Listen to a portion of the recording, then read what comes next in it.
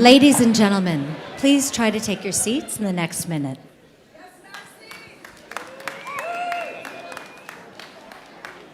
I know it was fun slinking into those seats in your dresses.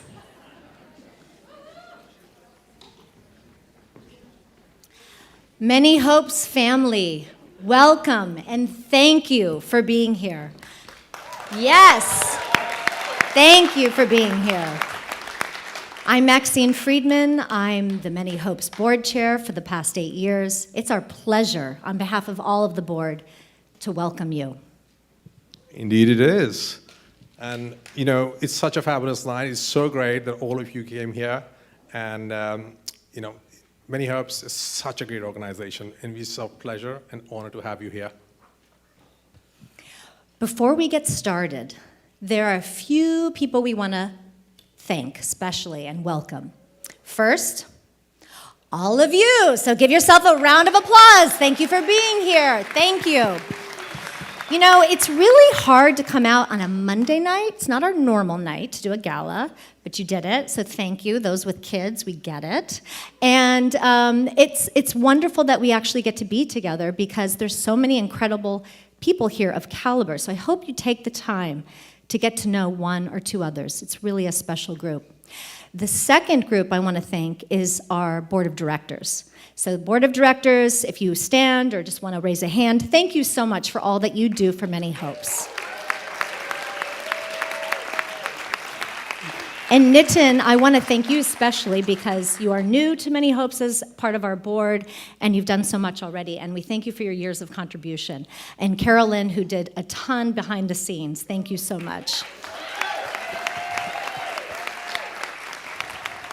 Finally, I want to thank our patron sponsors, which is Pritchard Industries and Dining by Grace. Thank you so much. These organizations take the time to put money behind the values they respect and honor, which for us today is justice for children. So thank you, patron sponsors. Now, enough about us. We want to hear from someone a little bit different, which would be the folks that really matter, not us. And so we're going to watch a video, and I hope you will pay attention to their message, and we'll come back to you in just a second. Video?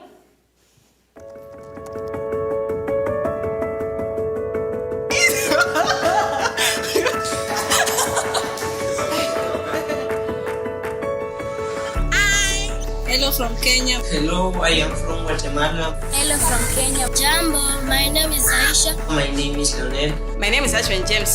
My name is Mariam Tondo. My name is Billy. My name is Marco Tiul. My name is Melody Safari. My name is Mohamed. My name is Daniela. My name is Asisa. Victoria. My name is Maxwell Kitty. When I grow up, I would like to be a journalist. I want to be a fashion designer. I want to be a mechanic fix cars. I would like to become a lawyer in future. Engineer. I want to be a doctor. I want to be a hairdresser. A teacher. I would like to become a surgeon. Doctor. I want to be a lawyer. Thank you for coming. Thank you for coming. God bless you. Thank you for coming. Thank you for coming.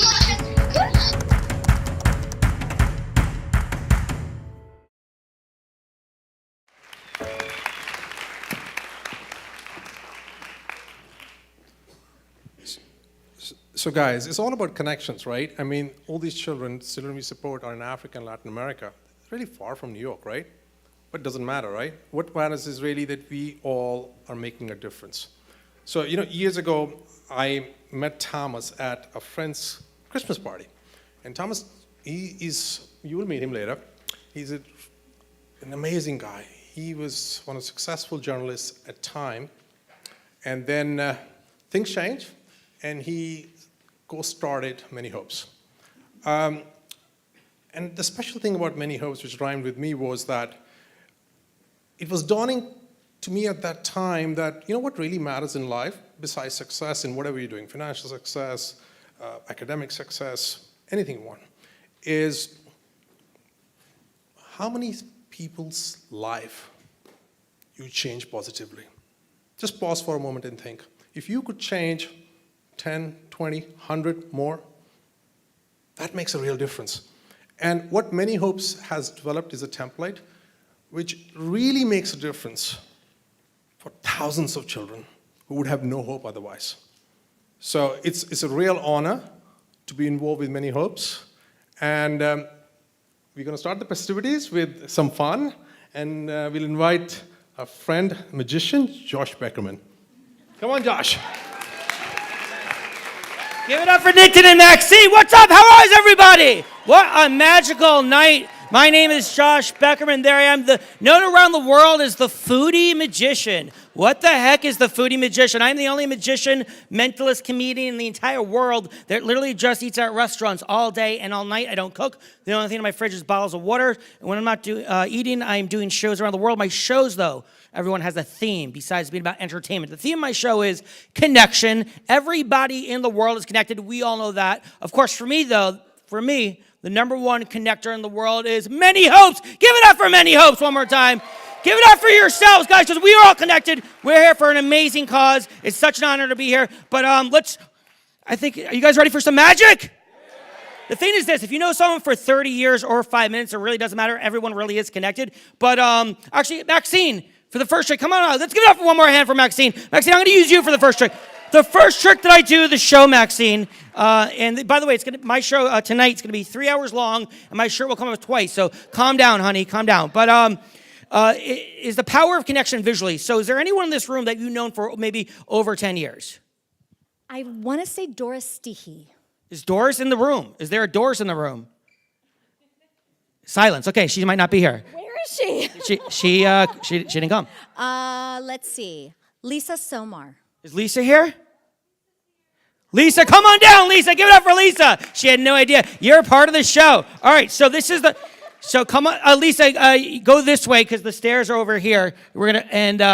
So as Lisa comes up the stage, how long you know Lisa for? Oh gosh, I think 10 years, right? Since you were 11, awesome. And where did you two meet? We met because I started an executive moms group, and Lisa joined because we're all badass moms that work.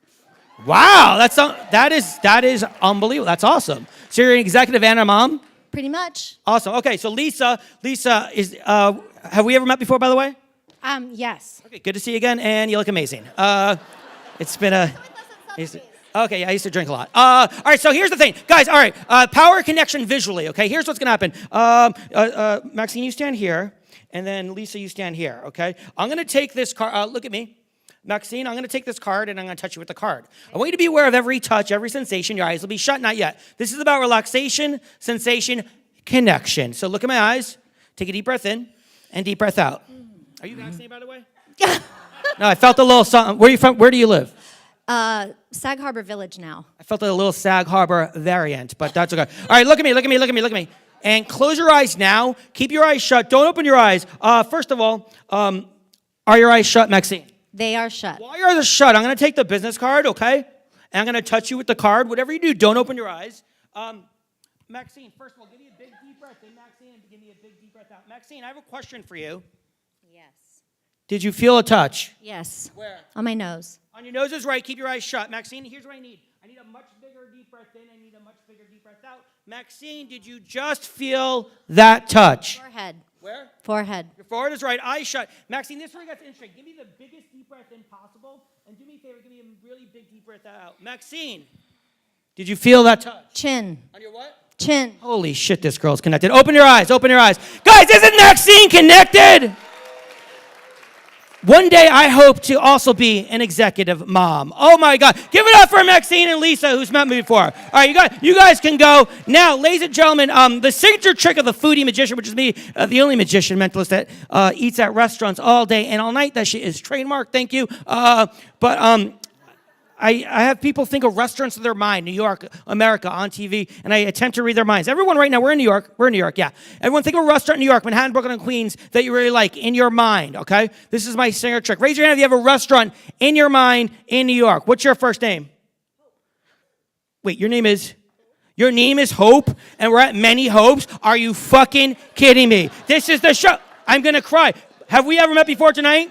Have we ever met? Come on up, Hope. Give it up for Hope. I'm going to cry. This is unbelievable.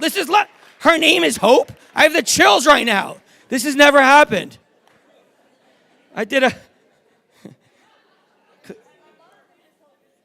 Your mom's name is Hope in Spanish? Ay, Dios mío. Oh, my God. All right, Hope. Holy cow. By the way, give it up for Hope. Many hopes. Many hope. This is many hopes. This is you guys are the charity. I'm freaking. First of all, many hope. Where did you grow up as a kid? New Jersey.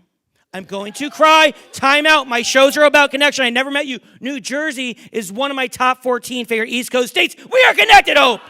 Holy shit. I got the chills. Many hopes. So you have a restaurant in your mind somewhere in New York? Yes or no? Yes. The restaurant, and you have not told me. I never met you, right? Right. When was the last time you were at this restaurant? 3 years ago. Okay, when you were 18. And have you ever been in the restaurant with anyone in this room? Yes or no? No. Interesting. Okay. There's 27,000 restaurants in New York, everyone. There's one in Hope's mind. Where in New Jersey? I grew up in Morristown, but I live in Weehawken now. Interesting. The story gets deeper. Okay. Morristown to Weehawken. Jersey girl. I have fans out there. You got fans in there. Okay. I'm going to start saying stuff aloud, ladies and gentlemen, to attempt to read Hope from Morristown, Weehawken's mind. When I say it loud, Hope could be wrong, could be right. You're going to be poker face, okay? Put your hands to your side. It's going to take me about a minute and a half to read her mind. What I'm saying could be totally wrong. When I think I have it, I'll write it down on the board behind you, but don't say a thing, just poker face. Even if I'm wrong, just don't even nod your head, okay? And about a minute and a half on the clock. Clock starts now. So she's from New Jersey. Maybe you think of something in Italian like St. Ambrose or Carbone for a little spicy rig.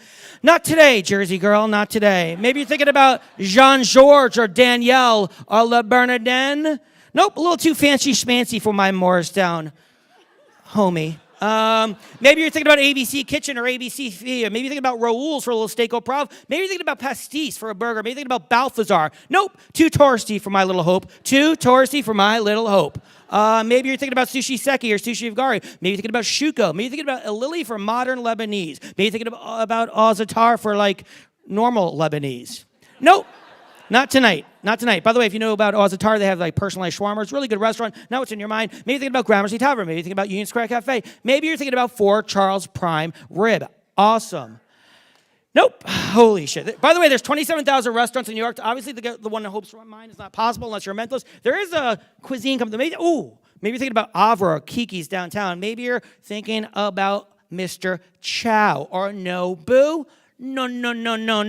You are not doing. Although coming from New Jersey, maybe. All right, look that way. I'm going to go with this cuisine. Do not think of the cuisine. Look at my eyes. So stunning. Okay, I'm going to go with this cuisine, ladies and gentlemen. I'm going to go with this cuisine. Don't look at the board. By the way, if you're in the audience, can you read the cuisine? Yes or no? Can you read it? I'm going to go with this restaurant. There's 27,000 restaurants in New York. Are you okay? You guys can see it? Are you thinking of a Greek restaurant in Midtown? It's called Milos, M-I-L-O-S. Yes or no? No. By the way, there's 27,000 restaurants, Morristown. Okay, give me a break. Anywho, can I ask you something? Overall, what kind of food would you say? Greek, American, what would you say? No. What was the cuisine? Asian. Asian? That's a whole fucking continent. In a loud voice, I've never met you. Your name is fucking Hope, excuse my French. What is the name of the restaurant in your mind at 27,000 restaurants? What's it called? Tao. Turn around. You just got Foodie Magicians. Give it up for Hope. Many hopes. Give it up for Hope. You guys sit down. Have a seat. Thank you. Let's do one more trick. You got Foodie Magicians. I was going to do it. Now listen, let's do one more trick, everyone, because there's a whole program tonight. But does anyone have a bill on them? She wants to, you want me to do now or no? I'll be out after for everyone. Does anyone here have a bill? $1, $5, $50, $100. Anyone have a bill? You have cash money? What? You have euros? Actually, wait. Raise your hand if you have cash in your hand. Just so you guys know, my shows aren't set up. It's all randomized. I don't choose the audience. Hope, keep your hand up high. Hope, you're going to pick, since this is not set up, choose someone in the audience. Whose bill in this audience do you want to use? I'm not going to choose. You're going to choose. Keep your hand up high if you have money. You better have money. We got to raise some funds tonight. What is that? Who's that guy? Why are you pointing at that guy? Does he own a hedge fund or something? What the fuck's going on up there? If you own a hedge fund, you should be down here. This girl? Who do you want to choose? I can't choose. Who are you pointing to? This girl? She's pointing at that girl. Come on down. Give it up. She's pointing. All right, now what kind of phone do you have?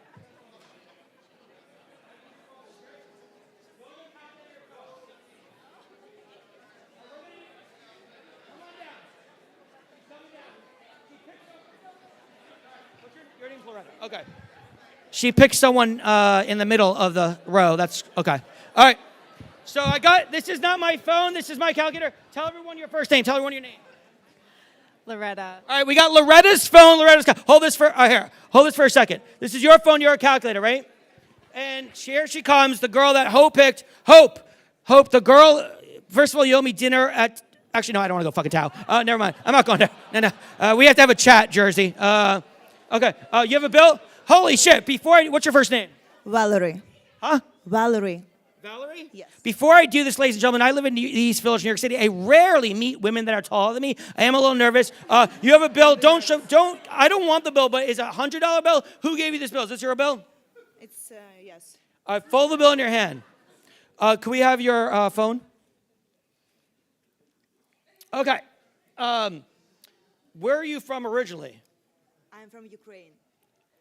Wow. Okay. Give it up for, how long you been in New York for? 7 years. 7 years. Okay, so what seems random isn't random. We're all connected. When's the month and day of your birthday? April 1st. 4-1. 4-1. This is Loretta's phone. Loretta, when's your birthday? September 9. 9. I'm going to cry. That's my mom's birthday. We are connected. I'm going to cry. Times 9. Let's go over here to someone. This dude, you work in finance for sure. You should have been a little more enthusiastic with the money, buddy. Where are you, Goldman Sachs or JP Morgan? Which one? Where you work? Iconic Capital with Devesh. Oh, how would I know that? Mind reader. No, I've done shows for Iconic in San Francisco. I'm a foodie magician. I'm big time. I'm going to tell Mark Zuckerberg about you, honey. They manage his money. When's your give me a 3-digit. What's your name? Pete? I got nothing for Pete. Shit. Give me a 3-digit number, Pete. A random 3. Wait. Times 1, 2, 9. What'd you say? Ask him what? When's your birthday? Holy shit! Are you many hopes? Are you okay? Okay, let's go to this woman with the glasses. What's your name? Debs? Like more than one Deb. It's like many Debs, many hopes. Unbelievable. Wow, I want to hang out with you at Tao later tonight. Debs. I feel like I should be seeing more. There's no one sitting next to you. Okay, you're all there in one chair. Debs, can I have a random 2-digit number for you? Random 2. A random 2-digit number. Times 1, 3. We're multiplying numbers together on Loretta's phone to get a total. Birthdays, random numbers. Nothing's random though. We're all connected. Many hopes, many Debs. Hit equals for the total. Can you hit equals? Is there a big number? All right. Just so everyone can see, I'm going to write this number. Can you hold this? I'm going to write this number large on this. What is this? A board. Okay. And then. Okay. Let's do this. And Valerie, you just face forward and look good. All right. No problem. All right. Now, first of all, stand this way. Stand over here. Can you guys stand over here? Can you see? Can you guys see the total? Yeah. Here, don't worry about that. Can you hold the phone? Show the audience that's the total. It's not made up. Here's the thing, Val. You said you're from what city? Kiev. Correct. You're killing it right now. That was right. Every bill in the world, ladies and gentlemen, every bill, the $1, the $5, the $50, the $100, sometimes the Kiev 20, every bill is unique, different serial number. Earlier, I asked the room for a bill. Hope, who was me dinner at Tao, I'm not going to go. She picked you, Valerie, from Kiev. You have a bill in your hand. It's folded in your hand. It's your bill. It's in your. Look at the serial number of your bill, the long number next to the letters. That's your. I don't want the letters. Take the mic. What's the first digit? 3. 3. It's 3. 3. 3. What's the next number? 4. And then what? And next one, 4. Then what? 1. Then what? 9. Then what? 1. Then what? 4. Yeah. 9. Yeah. Show everyone. Look. 3, 4, 4, 1, 9. Guys, all the numbers we multiplied equal the serial number of real, because we're all connected. And you just got footy magician. Give it up for Valerie. I'll take the money. No, take it back. All right, guys. It's going to be a magical night. Thank you so much for having me. I've been performing at this event for a lot of years, and it's such an honor to be here. It's a magical night. It's a magical cause. We're here. Make sure you donate, and we're here to raise funds. But I'd like to introduce you now to the man, the myth, the legend, the CEO and founder of Many Hopes. Give it up for Thomas Keown!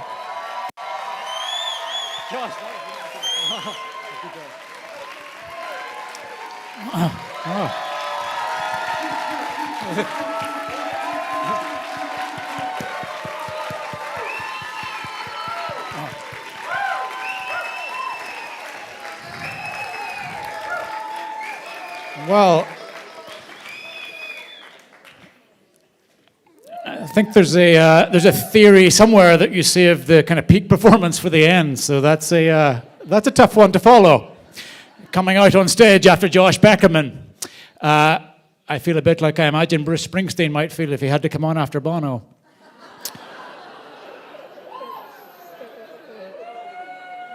Yeah, we lost the room already, didn't we? We had them, Josh, for a second, and they're gone. I try that every year. It never lands as well as it does at home. Folks, the lights are so bright that I can't really see you, but I hear you, so I know you're there. And so, thank you. It is a deeply meaningful thing to be able to gather with the Many Hopes family in the same space and some new folks who are with us for the first time. I know we have people from years ago. I know Alex and Natalie, I think, are down here from Boston. We have folks who've flown in from Brazil. We have folks from California. I believe the youngest Many Hopes supporter on earth, Chelsea Lonsdale, may be here somewhere. Chelsea is there in the middle. Welcome, Chelsea. Josh and Nitin both touched on the concept or the theme of connection because that runs very close to the heart. The DNA, even if we're mixing metaphors, of Many Hopes, the belief that how we are connected to other people isn't a function of our geographical proximity, but how we relate to and involve ourselves in the lives of people who maybe we don't know. Some of you have been deeply, deeply involved in the lives of children on the other side of the world for 13 years now. And some of those children have already become adults who are doing extraordinary acts of sacrificial justice for other children in their communities because you chose to connect yourselves with and invest yourselves in their lives when they were 7, 8, 9, 10. So thank you. Because some of you are new, and because some of you are very old and very forgetful, you know who you are, we're going to take just, I think, the next, let's say 90 to 120 seconds, maybe 360, to just remind you of what and why Many Hopes is. And while we do, does anyone ever used to watch The West Wing? Yeah. Easily America's best TV program it's ever made. I'll have The Wire in that chat, but it's a long drop to third afterwards. Keep this story, if you can, just humming somewhere in the back of your mind throughout the next, 45 minutes or so that we're going to be in here. I first saw it in an episode of The West Wing, but it did not come from there. A guy's walking down the street, and he falls in a hole. And the walls are so steep that he can't get out. And a doctor walks by, and he shouts up, "Doctor, hey doctor, can you help me? I'm stuck down here." The doctor writes a prescription, throws it in the hole, goes on. A pastor or a priest walks by, and he shouts, hey father, I'm stuck down here, can you help me out? The priest writes a prayer down, throws it in the hole, goes on. And then one of his friends walks by, and he shouts up, "Hey, Joe, I'm stuck down here in this hole. Can you help me out?" And Joe jumped in the hole. The guy looks and says, "What are you, stupid? Now we're both down here." And Joe says, "Yeah, I know. But I've been down here before, and I know the way out."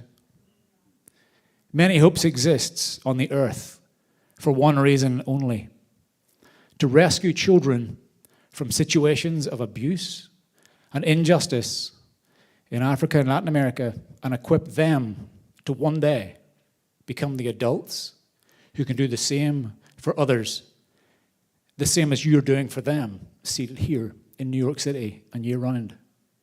How we do that, it's a 3-step process where we walk with children for the long haul, from the point of rescue right to the point that they're in college, in entrepreneurship, or in professional employment and flourishing, independent adulthood.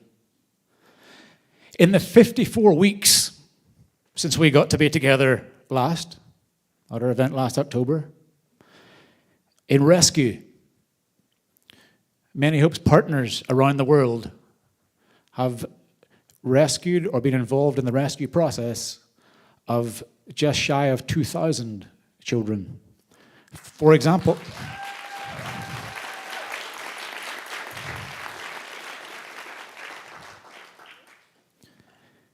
and very specifically in the country of Ghana, where we're going to spend a bit of time later tonight, 163 children rescued from child slavery in the fishing industry of Lake Volta. If you do the math on that, that's in the last 54 weeks, that's one child receiving freedom every 2.3 days, every 55 hours. If you've been with us in the last year, you're connected to that story. You're part of that.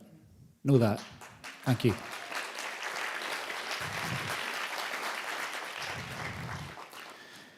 In equip means after a child has been rescued from a situation of whether it's trafficking, indentured servitude, simple abandonment, street life, sexual abuse, brought into a loving home where they receive various services under our heading of equip. Those include excellent education that gives that child a shot at high school and then college and the influence that that brings, access to mentoring, to physical and emotional health care, and lessons and workshops in the justice system and law enforcement so they know how to spot abuse or violations of the rights of other children, and they know who to call about that, and they know what to say when someone answers, so they can be the solution for children who are once in the spot that they were in.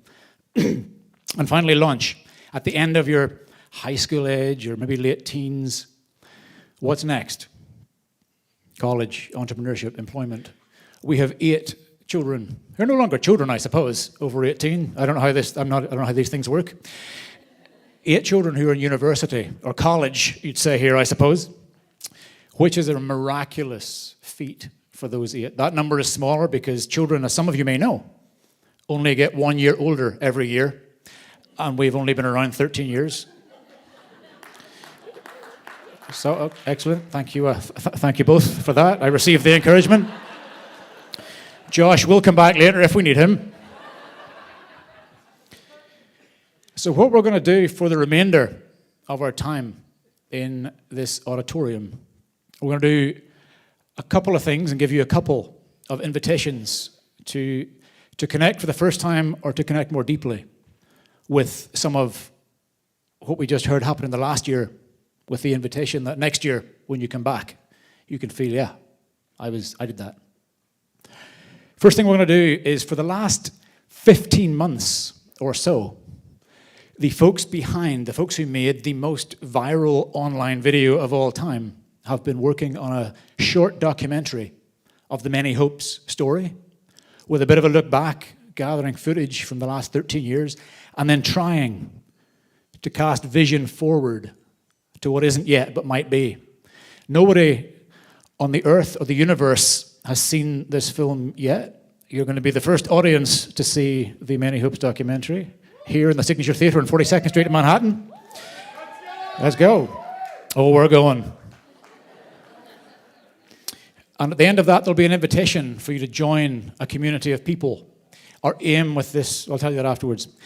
We're then going to have a bit of a focus on the country of Ghana, and we're going to invite you to take action for freedom if you'd like to. But first, I'm going to step over there again, and we're going to watch the premiere of the rising. My name is Thomas Keown. This is my wife, Yuri, and our strange little dog, Mabel. And this is a story about hope. Many hopes, really. And I suppose it starts with me. But where it goes is up to you. I lead an organisation called Many Hopes, raising children from abuse into adults who raise many more children from abuse later. I live in New York City now, but I sound like this because I grew up in Northern Ireland on a small sheep farm. In school, I was pretty uncool. I was teased for having big ears and a long chin and a country accent. My dad was both a shepherd and a carpenter. My mother worked in the same shop from age 16 to 66. My childhood was small-town idyllic. Except the world was blowing up around me.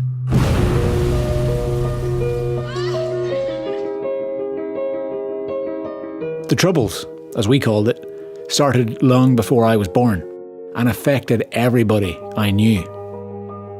One Sunday at church, both of my friend's parents were blown up by a bomb as he stood between them.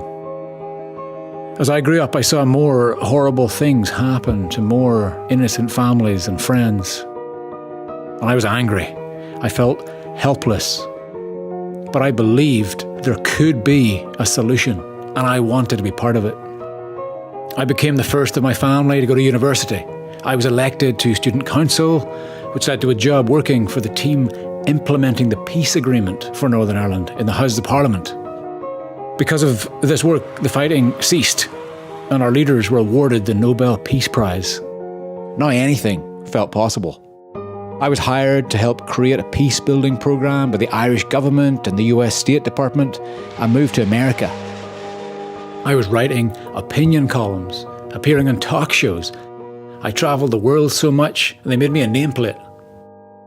But my entire life changed direction on one of those vacations, to Kenya.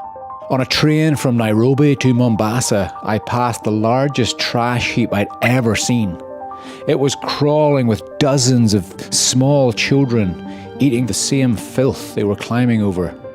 They weren't dying in bombings, but were at war every day to survive. I wondered, there are so many charities. Why are children still living like this? My vacation became an investigation, and I met Gift. Gift was 6 years old when her mother died from AIDS.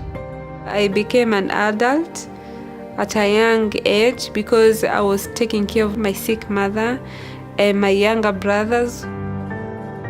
And I was with my brother, his name was Kasim.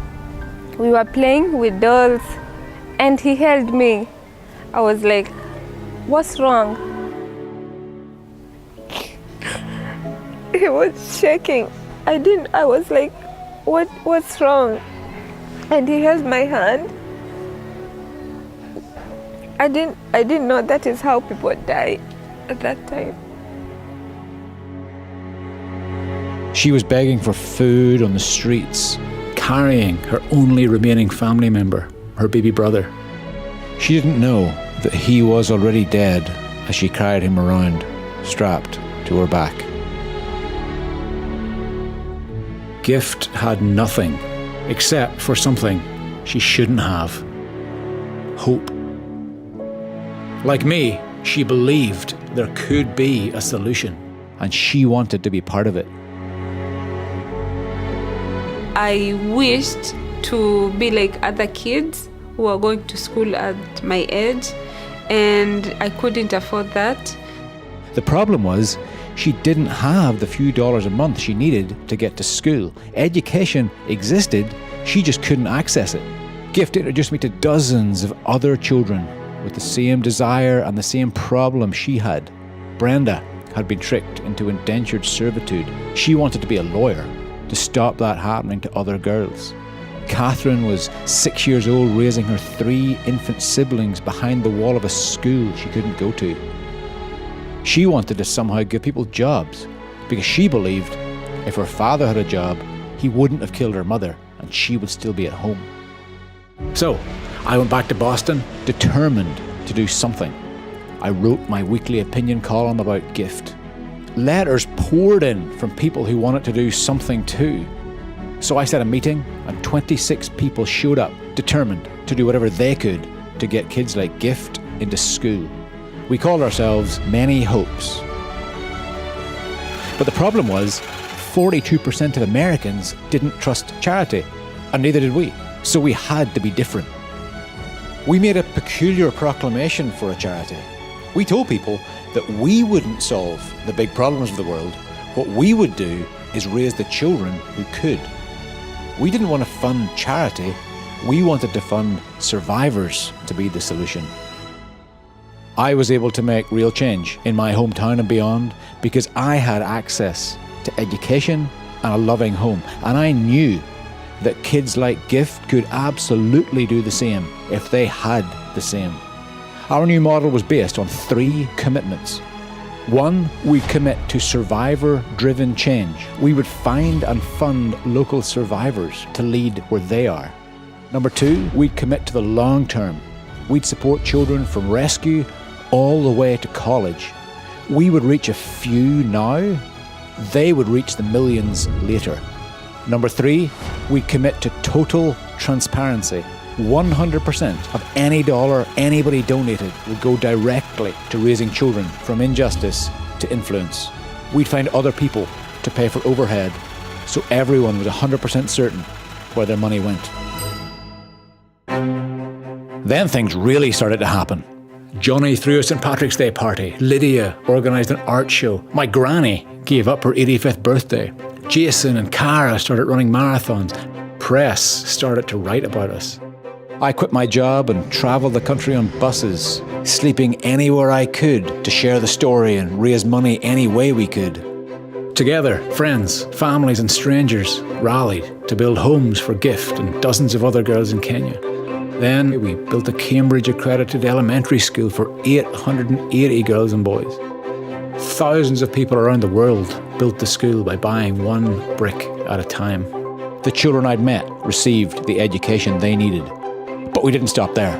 We couldn't, because 258 million children around the world can't access school. Lacking $20, they're looking in from the outside. And no school means being prey to traffickers, sexual abuse, homelessness, and hunger. And 10 million children are in slavery today. That's more than any time in history. This is a worldwide crisis of access. So we got to work. More than 15 years later, extraordinary survivors are rescuing and raising thousands of others around them. In Ghana, that's James. At 6 years old, James was sold into slavery on Lake Volta, the largest man-made lake in the world and the epicenter of the commercial fishing industry in Ghana, powered by child slaves. Because it costs less to buy a child than to buy a net, 21,000 children dive off boats into murky waters to untangle nets from trees, losing their eyes and losing their lives. I realized I was enslaved the first day I got to the lake. I remember other children going to school and me wishing to go to school with them. I remember being trapped by nets under the lake a number of times. I remember a snake bite, being hit with a paddle, and all the time I wanted to escape. All the time. I saw girls being raped. I saw boys being raped nearly every night. I want to end there. When he was 13, James escaped, excelled in elementary school, excelled in high school, got to college. He became a banker at Barclays, but quit his job to go back to the lake where he'd been enslaved to rescue children still stuck there. Let's go now. We have to go fast. He's rescued 1,800 children from that lake so far, and because of him, many of those children, like Stephen, have joined him and rescued hundreds more. I became a change agent. I was the first to then bring school in that community, first to begin to transform the lives of other children. In Malawi, it's Annie. I'm Annie Alanese, and what else do I say about myself? I'm a gynecological oncologist, so I take care of women that have cancer. I do surgeries for those cancers, and I also give chemotherapy. Anne grew up sharing one room with her 8 siblings in the town of Salima, Malawi. According to the numbers, she shouldn't have amounted to anything. Not only was she poor, but she was a girl. But an American woman named Donna, who met Anne on a mission trip, offered Anne a chance at an education and a home. I was told I was insane and it was crazy. I was bringing this unknown village child into my house. And yes, it's one kid, but to one kid, that's huge. But she ended up the homecoming queen, the Miss Spirit queen, and the valedictorian of that high school. Anne quickly became top of her class and excelled at everything she tried. And she still does. Every year, she climbs Mount Kilimanjaro to raise funds for children who were once like her. Every year. She's also climbed the top of her field as chief resident of her hospital in Houston. And back in Malawi, she built 12 children's homes, a primary school for 400, a church, and a clinic treating 35,000 patients a year. Anne is giving tens of thousands access to the same opportunity she was once given by Donna.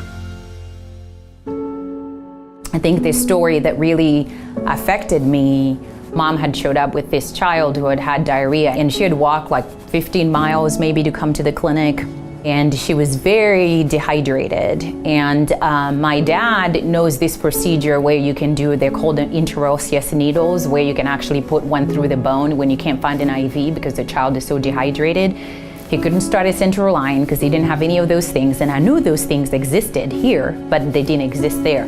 So I kept throwing him ideas of things that he's like, oh, don't have anything for that. Nope, don't have anything for that. So now I was starting to see all the things he didn't have at his disposal. And then now it was becoming clear to me the gap. And I just remember feeling desperate because, you know, what else could we do? She was becoming more and more pale and less responsive, and was just sort of laying there. And I think I had exhausted everything that I could think of from the limited medical knowledge that I knew, and it became clear that we weren't gonna help this baby. And so I was there with my dad and watched her die. Her mom wailing, and she was by herself. My dad was helping her tie the baby on her back. I realized like this woman was gonna walk back home for 15 miles like with a dead baby on her back. Really was healthy 48 hours before that. I couldn't take it. I just lost it because it's just so senseless. I remember the nurse coming and saying, oh, it's okay, you don't have to cry. This happens here all the time. But I was like, why? Why does it have to be? You know, I mean, what makes that baby less important on the planet? And I think that is some of the things that drive me every day, because I don't know why being born in Malawi just stacks everything against you, that just makes you a non-entity. When you don't see yourself in the face of someone and you can't see you in their shoes, it is very difficult for people to identify themselves with that as something that could happen to them and not just look at it as an African problem. It's all of our problem. Nobody cares more about justice than somebody who has experienced injustice. So the solution is right in front of us, our children. Because in the fight, survivors get tired last. Many hopes are spread around the world, from Ghana to Guatemala, from Kenya to Bolivia, equipping the least likely children to become the solution for others. Brenda has graduated law school. She became one of the 9% who passed the bar exam. She's already started representing abused children. Catherine and Gift are in college. Gift has been elected to student council. Her life is taking off because one person believed in her. But we're just getting started. There are some times in our lives when we want to be able to give the right answer. I believe that one day my granddaughter will come home from school and tell me how she learned that years ago there were children her age made to work on boats in Ghana. But in 2035, child slavery was eradicated there. Or how childbirth used to be dangerous in Malawi, but in 2035 it was safe for every mother. And she'll ask me if I had anything to do with that. In that moment, we all want to be able to say, you know, I did. I played a very small part by helping some children your age get to school, and when they grew up, they did that. We've created a way for you to say that too, if you'd like. It's called The Rising. The Rising is the world's first international community committed to survivor-driven change every month of the year. When we meet a child with no home or family or food and ask, what do you want? The answer is always the same. It isn't food or clothes or a phone. It's take me to school. $20 a month can send a child to elementary school. $30 a month can send a child to high school. And that child can impact an entire community. When you join The Rising at $20, 100% of your monthly membership goes directly to providing a child with the education that equips James to rescue 1,800 and Annie to treat 35,000, so your impact never stops growing. One person invested in James. One person invested in Annie. You can be the one person who invests in the next extraordinary life and sets the next great story in motion. We're looking for 20,000 people to join us with $20 a month. For the cost of a streaming service and a lunch, together we can equip survivors to solve the problems around them. Or if you can do more, so can we, until our dots expand to millions of children with all their many hopes, redefining their futures and helping others to do the same. The rocket ship has been built. They know how to fly it, but in order for it to achieve liftoff, we need the fuel, which is why we need you. I am an Irish farm boy. I can't do what James can do. I can't do what Annie can do, but I've experienced how one person joining with lots of others can make huge things happen. It has changed my life, and I invite you to let it change yours too. Come, rise with us. Provide education to the next James or the next Annie. Join The Rising for $20 at manyhopes.org.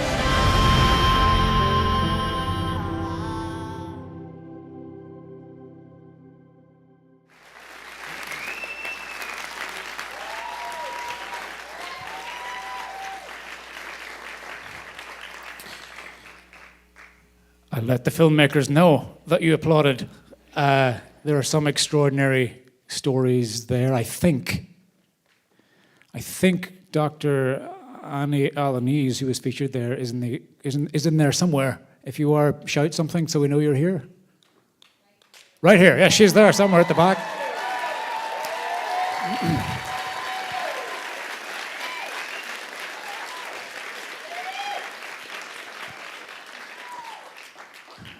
And he splits time between a hospital in Texas and everything she's doing in Malawi, and apparently for one night, also New York City. You saw at the end of that short film the invitation that we will be putting out into the world in the next 12 months. Our aim with this film is that we get it seen by 1 million people or 2 million eyeballs. And our hope is that to begin with, at least 20,000 people decide, I want to back that. I can spare $20 a month, or if I can't, I'm willing to sacrifice something to give $20 a month to be part of The Rising. That invitation's being issued to 294 people on West 42nd Street today, now. If you would like to be among the first to join The Rising, the first of the 20,000. Two things you can do. You've just received a text message on your phone with a way to click and say, yeah, I want to do that. And I would just invite you, if you would like to symbolically rise in your seat and just stand up and say, yeah, I'm one of the, as a sort of a symbolic declaration of this is something that I think is a good thing, and I'm willing to put that out into the world with my thumb and a click and with my body language. We're moving. Yes, folks, thank you. Thank you for everyone standing. Thank God.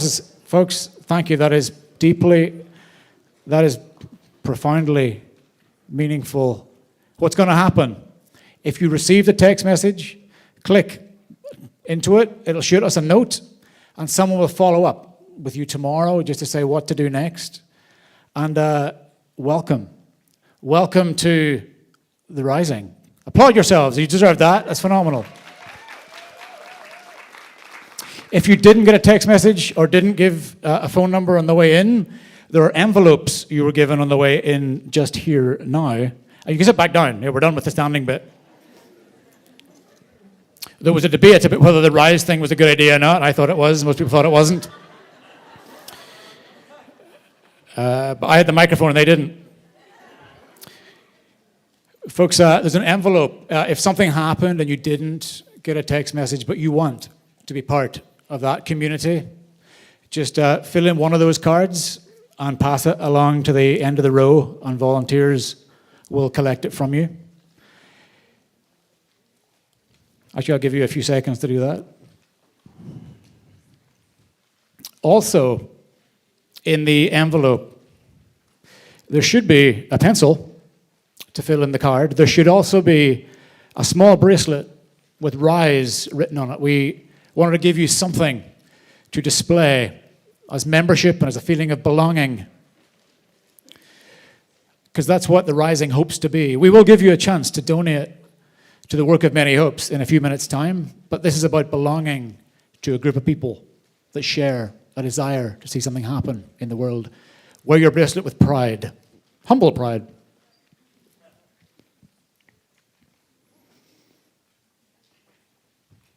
For those who are waiting on me to get on with it, there's still papers rustling, so that's important.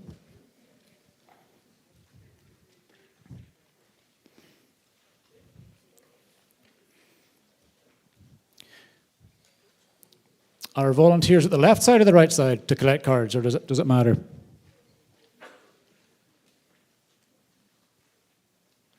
Anyone? Which side? This side. Oh, your left, my right, is the direction to pass your Rising cards. Folks, you saw in the Rising film just now, you saw a gentleman in Ghana called James. James is a personal hero of mine. I first met James 12 years ago, maybe 11, 12 years ago. James, who you'll remember, we covered in the film, was sold as a 6-year-old child into slavery in the fishing boats of Lake Volta in Ghana, escaped age 13, got himself through college, got a job at Barclays. Nobody would have questioned James if he'd got on with a quiet life, earning an income and raising a family, but he didn't. He gave that up. He made a choice. He went back to the lake that had taken his childhood to free others who were still there.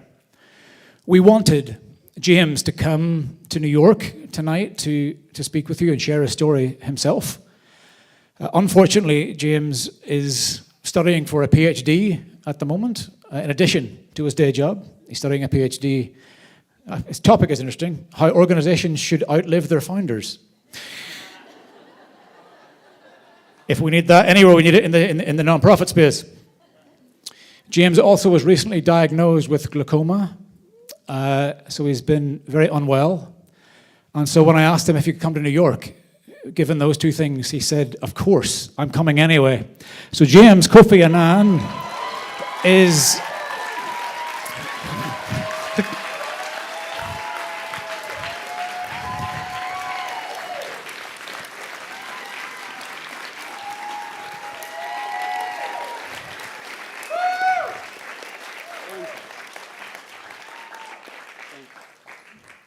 James Kofi Annan is assuredly here, and he'll share. Well, you go for it. Thank you, Thomas. And thank you all for coming and making it to this evening.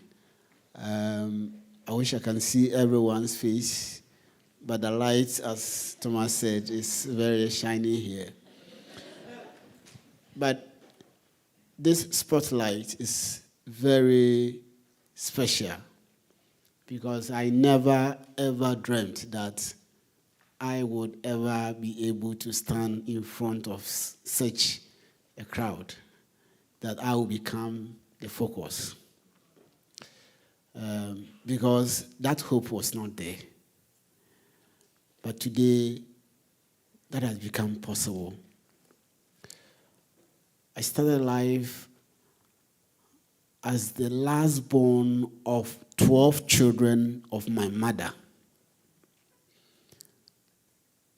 And my parents were illiterate, they never went to school. And out of the 12 children, I became the only educated person amongst them.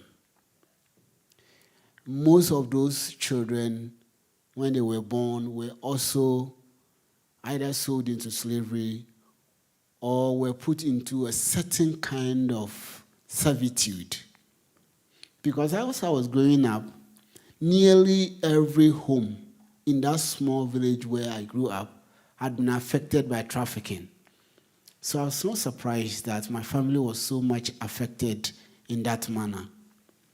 So as was expected, at the age of 6, I was also sold into slavery the same way as my other siblings, and so many other children were also sold into the situation.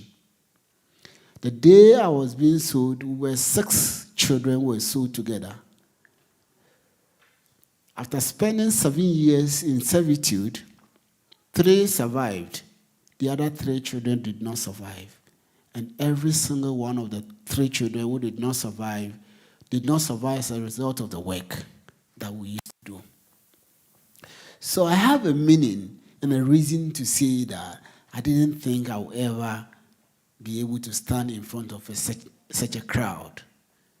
Because in my own eyes and in my own experience, I saw many of the children that I was working with on the lake dying daily. My typical day as a child when I was working on the lake started at 3 a.m. And I work every moment of that time, pulling nets, casting nets, removing fishes, scooping water from the boat, and doing all manner of work from that 3 a.m. to 8 p.m. And in most cases, I would eat once a day. And I was not expected to make mistakes. Even as adults and as educated as we are, when we are writing, we make mistakes. Even now, we use computers, and yet we type and make mistakes, and we have to erase and type it again. But at that time, with all the hard work and physical nature of the work, and the fact that I was a child, I was not expected to make a mistake. And each time I'd made a mistake, I was tortured and I was beaten in such a way that would serve as deterrent to other children who would not be diligent enough in their work. And I'm trying to drive home the reason why I don't stop doing what I'm doing, and I'll continue to do. And as I went through all of that, I had no access to medical care. Anytime I was sick, I was left to rot or survive to continue to work again. Malaria, bilharzia, typhoid, all manner of waterborne diseases and insect-infected diseases were the things that came to me but didn't have any access to medical care.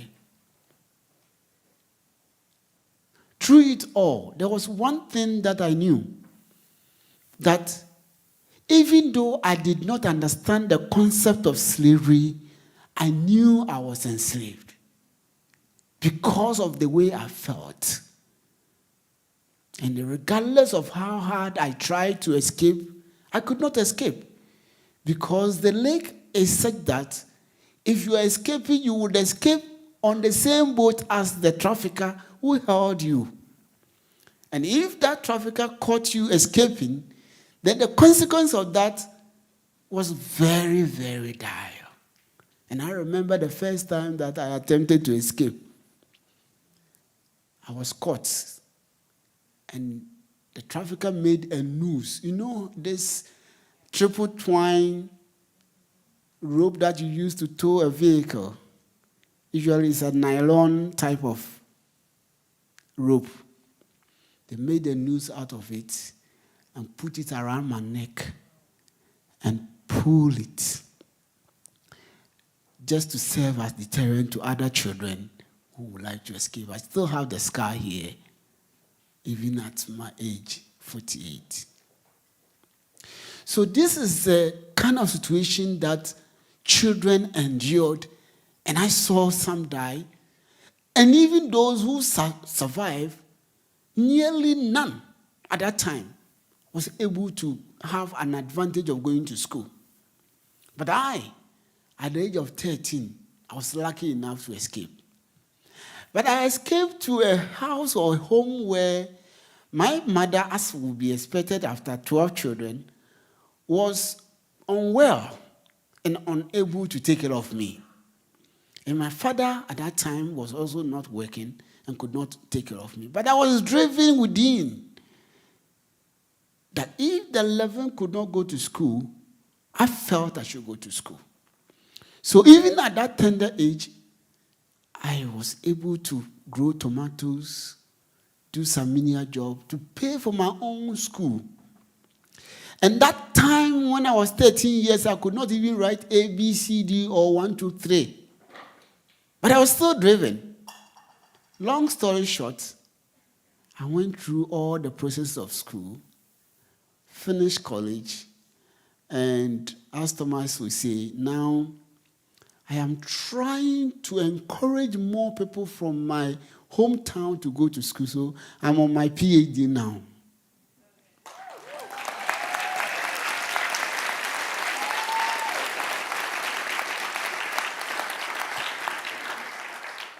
But that is not the story.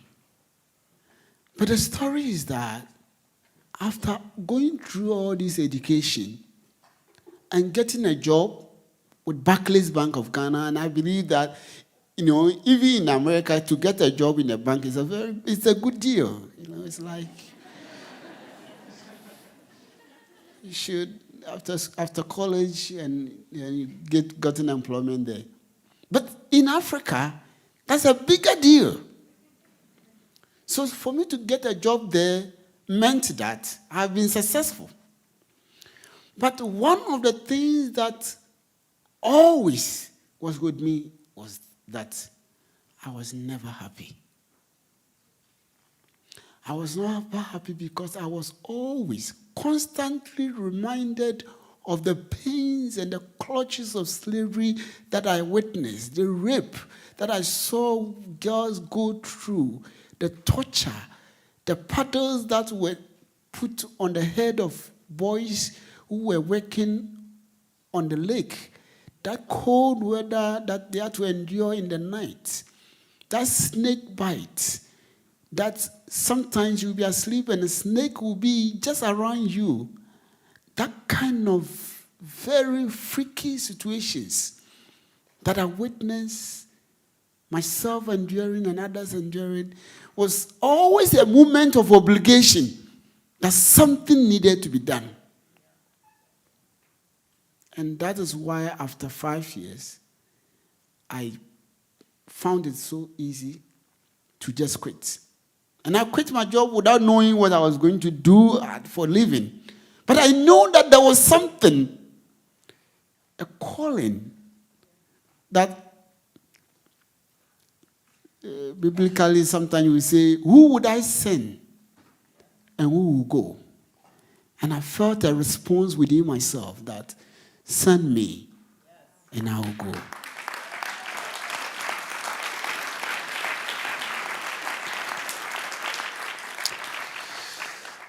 So apart from the numbers and the objective analysis of the situation and all the kind of $20 and all of that, there's also an inner spirit, faith, drive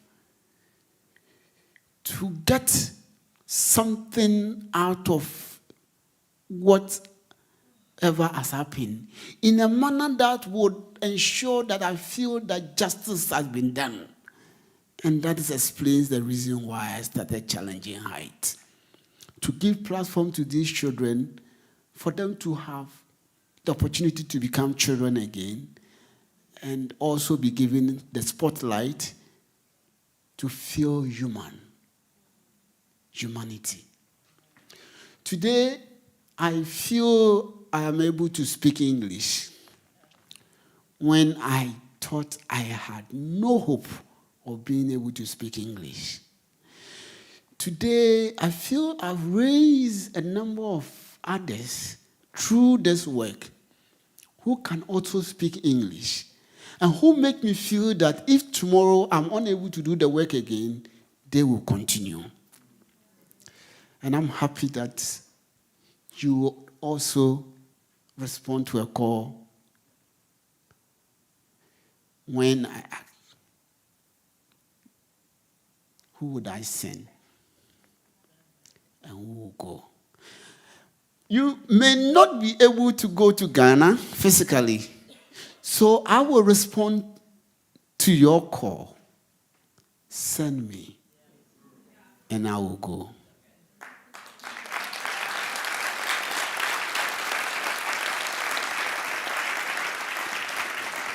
So on this note, I would like to say thank you to everyone. Thomas and everyone for just responding to this call. And to say that we are in it together. It's been a very challenging journey, as you would expect, because we are destroying people's businesses. Because once we rescue a girl who has been sexually abused constantly, a girl who is 12 years but has a daughter already and is married, that activity is destroying another person's business. So it's another invitation to say, as we count the numbers and you send me, please keep us in your thoughts. And I'll say, send me, and I will go. Thank you.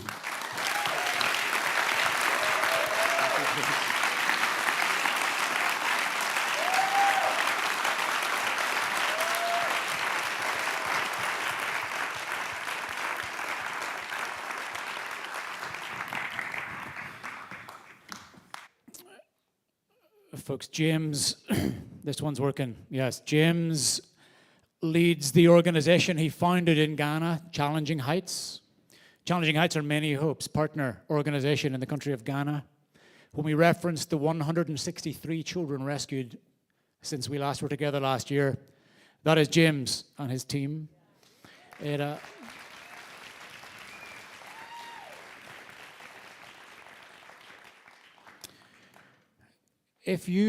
Some of you did come here tonight expecting to and prepared and wanting to support Many Hopes in some way, to give financially.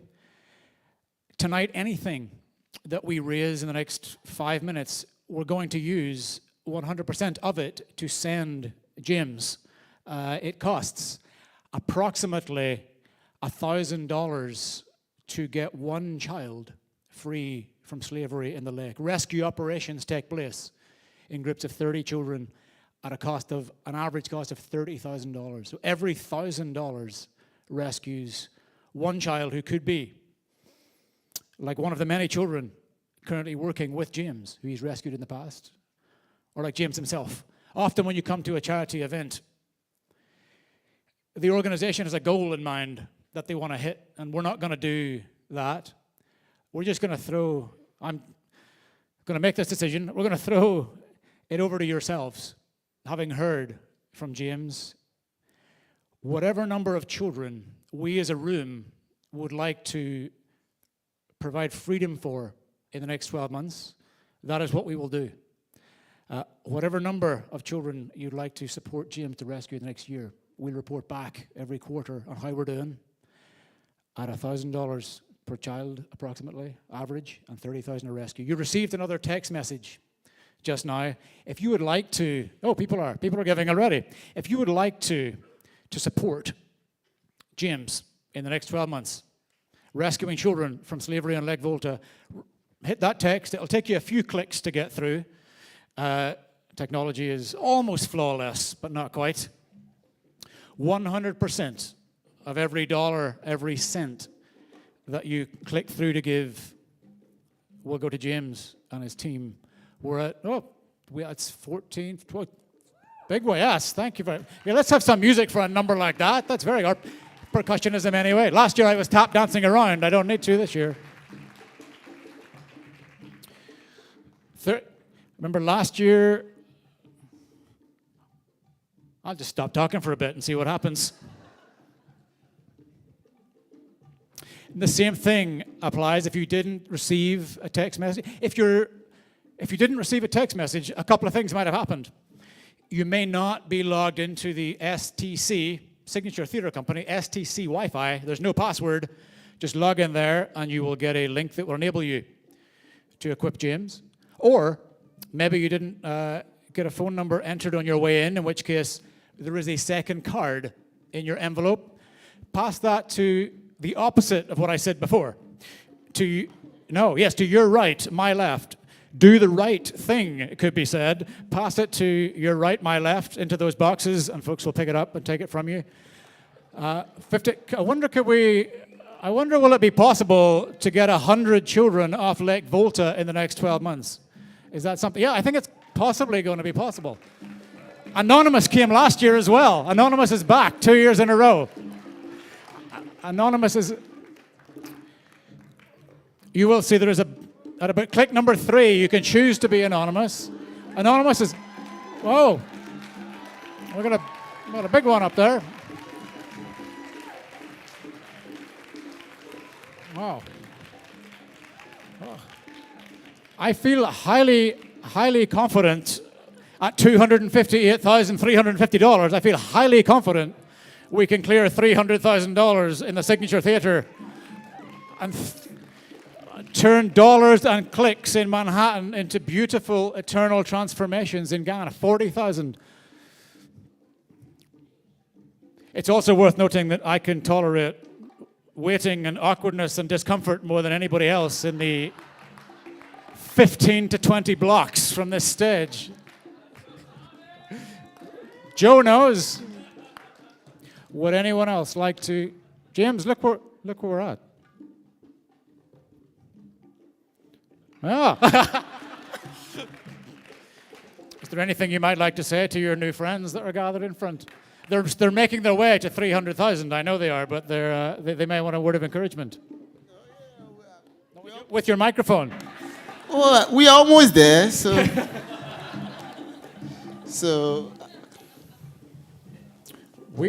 Thank you. Peter, Leah, Laura, I keep meaning to, I threw a pen around, I keep meaning to thank people by name. This is, thank you, Prakash.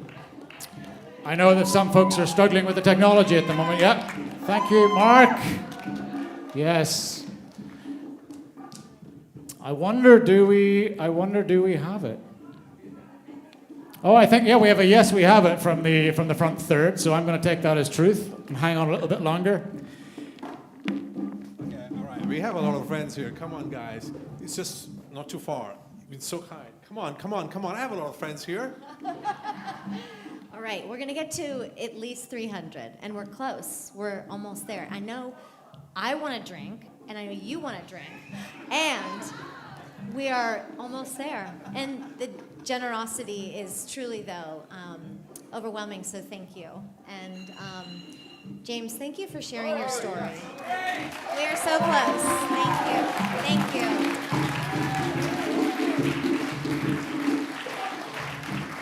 We're almost there.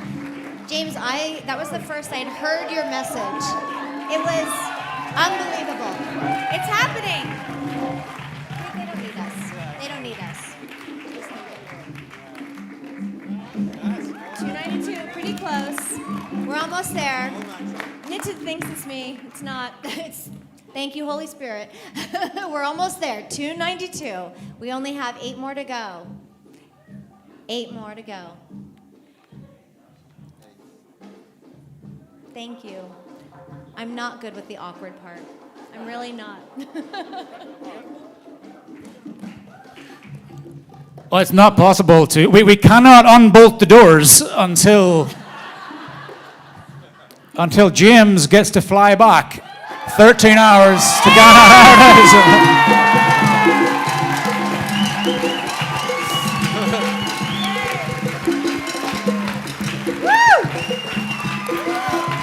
Oh, yeah, still going. They're still locked. They're still locked. Yeah, thank you. Anonymous is still. There's a lot of anonymous. There's a lot of anonymous. Well, I mean, people are humble. Good word. Folks, I don't know about you. Some of you hopefully feel very good right now. I feel very grateful right now. James, these folks have listened to your message and they've sent you. Why don't you send them out for dessert? Well, so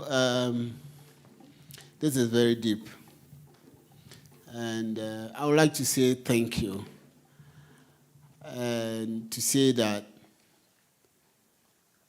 very soon, when you start hearing the stories and seeing the photos and people in the video, you would remember that indeed you sent me and I responded. So I would like to say thank you.